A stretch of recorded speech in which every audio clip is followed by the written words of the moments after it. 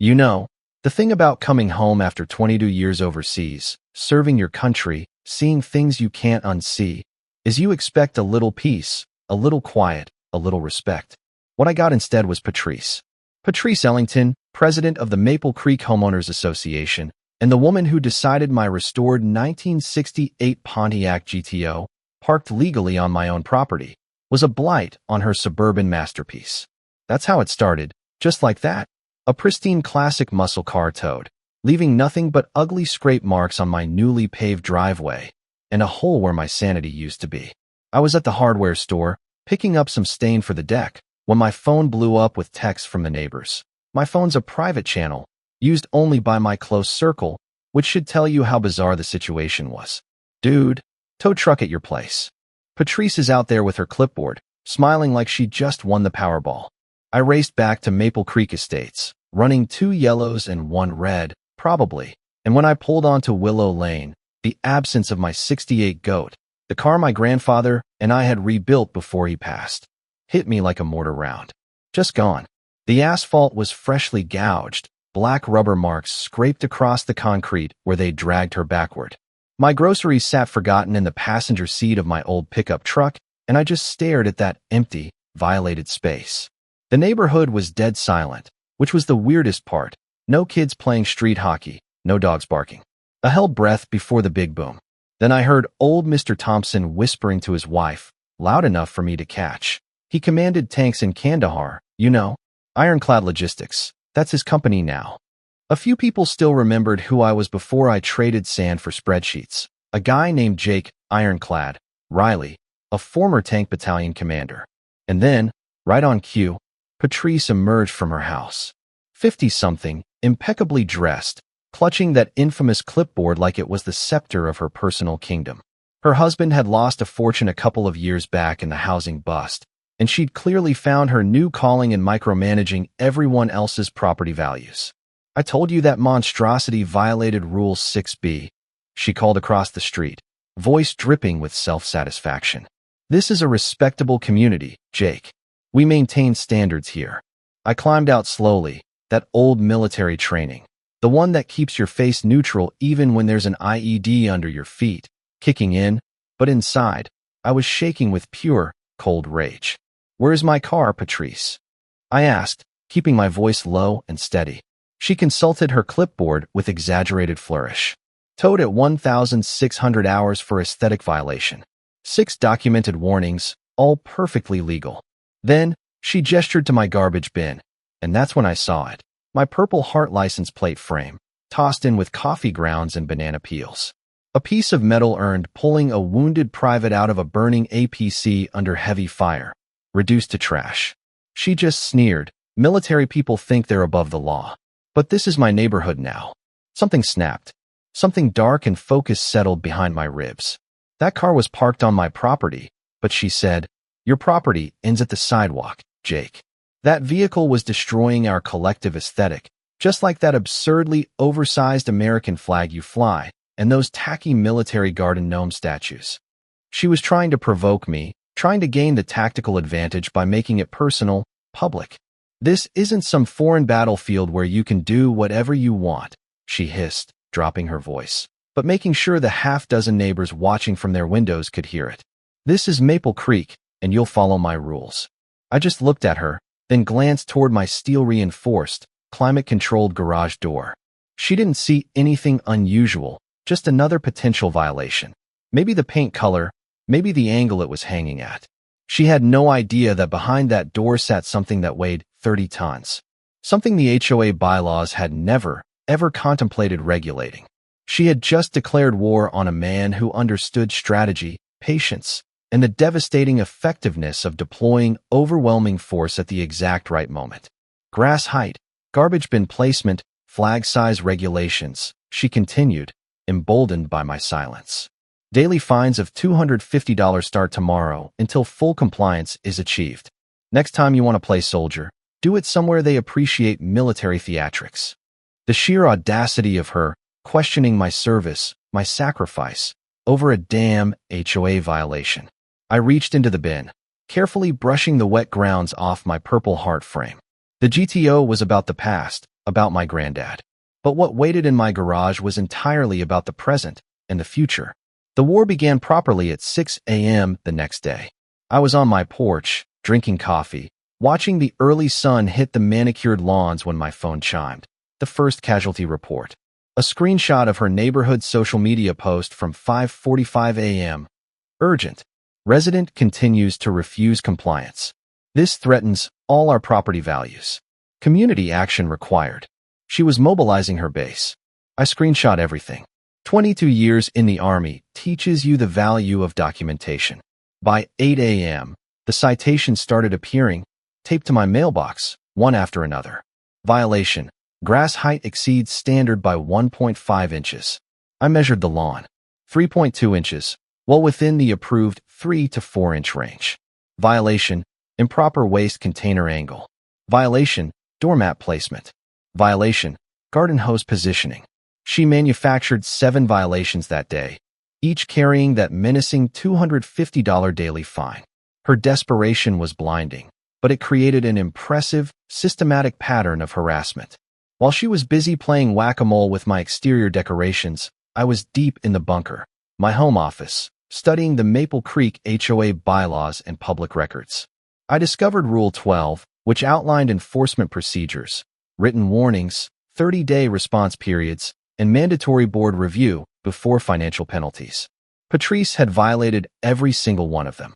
The real payload came from county clerk files, a second mortgage on her house, taken out 9 months ago for $95,000. And the best part? HOA meeting minutes showed that 4 months ago, Patrice had unilaterally approved a $7,500 security upgrade contract for her sister's company without competitive bidding or board consent. A clear, documented financial violation of the very rules she was hyper-enforcing. She was operating outside the rules of engagement while demanding strict adherence from everyone else. The inevitable confrontation happened that afternoon. She intercepted me at my mailbox, clipboard clutched to her chest. "You think that uniform makes you immune, Jake? I've dealt with your type before. Military people who think civilian authority is beneath them." The entire block was watching. Thompson was watering his non-existent flowers. Mrs. Rodriguez was walking her miniature poodle for the 3rd time that hour.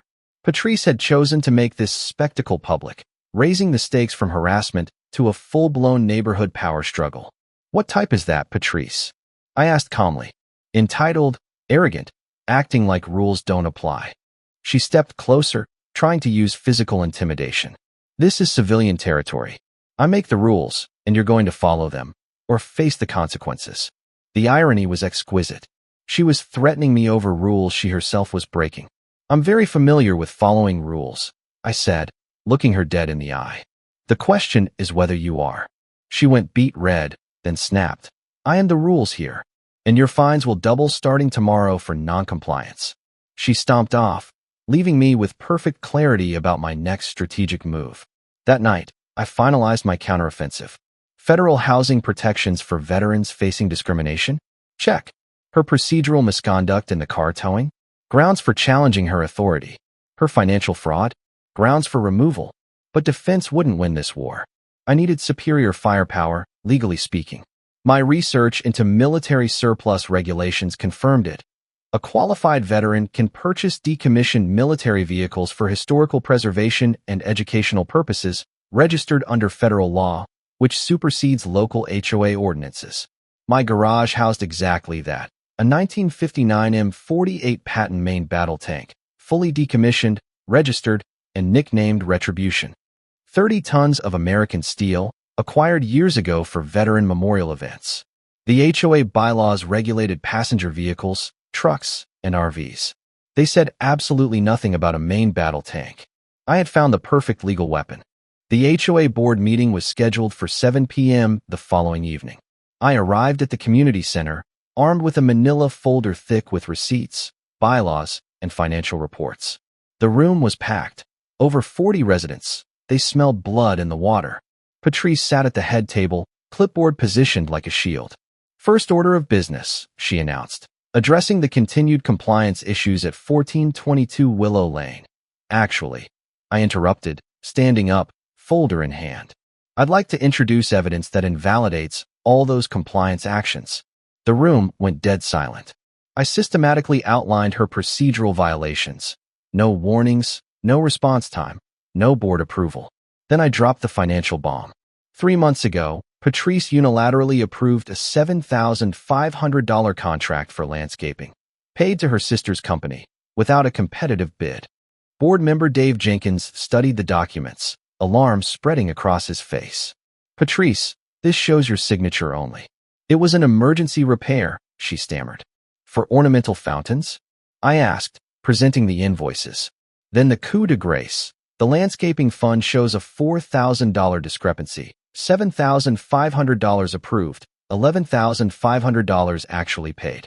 The extra $4,000 was pulled from general reserves without authorization. Patrice's face went white. The room erupted in shocked whispers. Her financial crimes were documented in their own meeting minutes. Jenkins, regaining his composure, announced, "This meeting is adjourned pending an emergency financial audit and review." As people filed out, Patrice cornered me in the parking lot. Her composure finally shattered. "You think you're so clever with your little investigation? I know about your government contracts. One call to the right people and your precious little logistics company disappears. Is that a threat, Patrice?" I asked. "It's a promise. You have no idea what you're dealing with." But she was wrong. I knew exactly what I was dealing with. A desperate bully watching her kingdom crumble. Walking back home under the sodium lights, I pulled out my phone and texted my old platoon sergeant, Rick, who handled the tank storage. Time to bring retribution home. Scheduled transport for Friday morning. The drive to the storage facility was long, but necessary. Seeing retribution, 30 tons of olive drab steel, sitting there, pristine, under the warehouse lights, felt like visiting an old friend. The tank bore the designation of the one I commanded in Iraq, the one Private First Class Danny Ruiz died shielding. This wasn't just a vehicle, it was a memorial. And Patrice had insulted every fallen comrade when she dismissed my service. Rick confirmed all permits were current, federal registration, insurance, DOT clearance. It's legal property, Jake. But HOAs get creative. The judge seemed concerned about escalation at your hearing yesterday. He was referring to the temporary restraining order hearing she'd filed, claiming I'd threatened her with military weaponry. The judge had dismissed the order but issued a mutual stay away, a half-win that actually benefited Patrice by limiting my direct public exposure. I knew she'd use that judicial protection to double down. The transport call came in at 5:30 a.m. Friday. Heavy haul trucks loaded and rolling. Retribution would arrive by 7:30 a.m. I watched from my window. Patrice's living room light had been on since 4. She knew something was coming. By 7 a.m., her Facebook post was viral. Emergency. Military weapons being transported into our neighborhood. Children at risk. Call the police and city council. She'd rallied her supporters. The Millers were out front with their phones, ready to film the invasion. At 7:20 a.m., Chief Williams of the Maple Creek PD arrived at the staging area, looking utterly miserable. He meticulously checked every document, federal registration, insurance, decommissioning certificates. "The paperwork is legitimate, Jake. I can't legally stop this transport, but I will be present during delivery to monitor the situation." He knew Patrice would be dialing 911 faster than a teenager texting. The total weight of the convoy, truck, trailer, and tank, created noticeable vibrations as we approached. Neighbors started emerging, a mix of curiosity, concern, and patriotic pride. Mr. Thompson, the old Korean War vet, stood on his porch in a crisp Navy cap, saluting. Patrice was glued to her window, broadcasting live, narrating the weapons of war entering their peaceful community. The truck, a massive 70-foot rig, slowly navigated the suburban street. Mailboxes and garden gnomes seemed impossibly fragile next to it. The sheer scale was surreal. At 7:45 a.m., Chief Williams positioned his patrol car near my driveway. "Showtime, Jake. You've got half the neighborhood and a news van inbound." The low rumble of the diesel engine and the vibration in the pavement were unmistakable. Patrice stood at her window, holding a handwritten sign, "Protect our children from military weapons." The transport truck rounded the final corner onto Willow Lane at exactly 7:58 a.m. It filled the entire roadway. Sam, the heavy haul driver, maneuvered the massive rig with surgical precision, backing it up to my reinforced concrete pad. The air brakes hissed, and the hydraulic systems engaged with a mechanical whine that silenced every conversation on the street. The tarp-covered shape, angular and massive, slowly rose on the trailer bed. Sam announced to the crowd, his voice booming, "Folks, we're unloading a piece of American military history. Please keep a safe distance." The tarps came off. 30 tons of M48 Patton tank, olive drab, pristine. The main gun, completely deactivated, pointed safely toward the sky. Retribution. The crowd went completely silent for a full 10 seconds. Then, the explosion of reactions. "Holy Mother of God," whispered a young father, his phone dropping slightly. Old Mr. Thompson snapped to a rigid attention and rendered a textbook salute. But the resistance was immediate. "What about property values?" shrieked a woman, backing away. A news reporter thrust a microphone toward Chief Williams. "Sir, is this actually legal? Based on the federal documentation, there is no violation at this time." The chief replied, clearly uncomfortable. And that's when Patrice's world collapsed. Her Facebook stream captured the exact moment of her realization. "That's a tank," she shrieked, loud enough to carry through her open window. "Tanks are illegal. Somebody stop this." She burst out of her house in designer heels, clipboard waving like a flag of surrender, running toward the heavy equipment. "I'm the HOA president. I have authority over all vehicles." Sam continued operating the hydraulics. Retribution settled onto my driveway with a deep, resonant thud. Patrice, phone shaking, made her first frantic call to a tow company. We could hear the dispatcher's response. "Ma'am, we don't have equipment for a 30-ton main battle tank, and we require specialized federal authorization for military equipment." She tried again, then again, her voice cracking with desperation. She was finally realizing the catastrophic magnitude of her mistake. Her authority, her clipboard, her fabricated rules, they meant absolutely nothing against 30 tons of legally registered American steel. Patrice, utterly beyond logic, pulled out her phone and made the call that sealed her fate. 911. "I need to report illegal military weapons. The owner is threatening community safety with tank cannons." Chief Williams immediately radioed for detective support.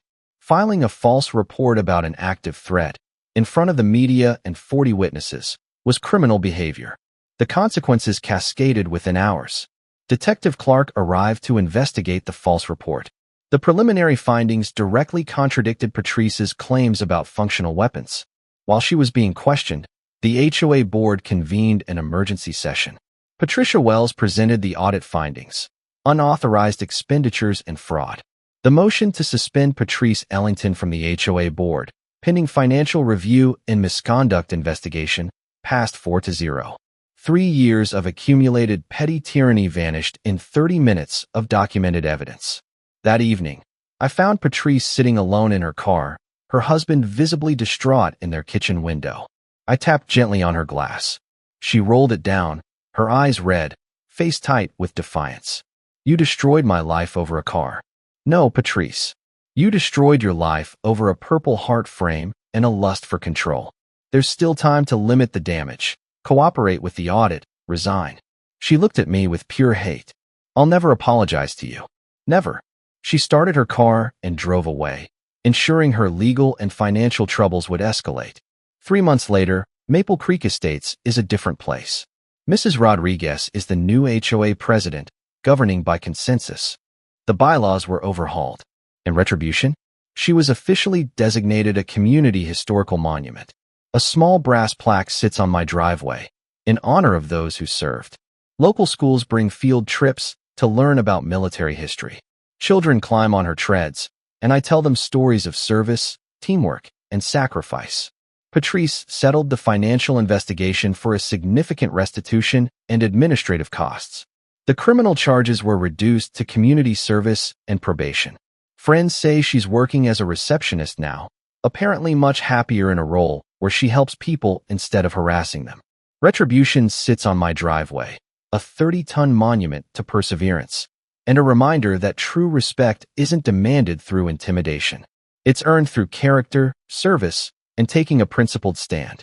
Sometimes, the best battles are won not through force, but through documentation, strategy, and knowing exactly which legal weapon to deploy at the right time. So what do you think? Did I go too far by bringing the tank in? Was the legal checkmate against a HOA tyrant a necessary escalation for justice? Or did I simply replace one kind of tyranny with another? Let me know in the comments below. If you've ever had to fight a neighborhood bully, hit that like button and share your story.